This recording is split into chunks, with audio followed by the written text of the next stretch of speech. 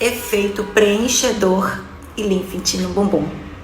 É isso que o bumbum na nuca proporciona, né? É uma expressão. O que é bumbum na nuca? É uma expressão utilizada para aquele bumbum mais avantajado, aquele bumbum mais durinho, aquele bumbum mais arrebitado, sem contar na autoestima, né? E olha só, o bumbum na nuca ele tem diversos benefícios, como por exemplo, ele promove a contratura muscular. Ele tem também um benefício da tonificação do tônus tecidual. Ele também tem o benefício de antioxidante e melhora ali o local, toda a sua região da área do glúteo.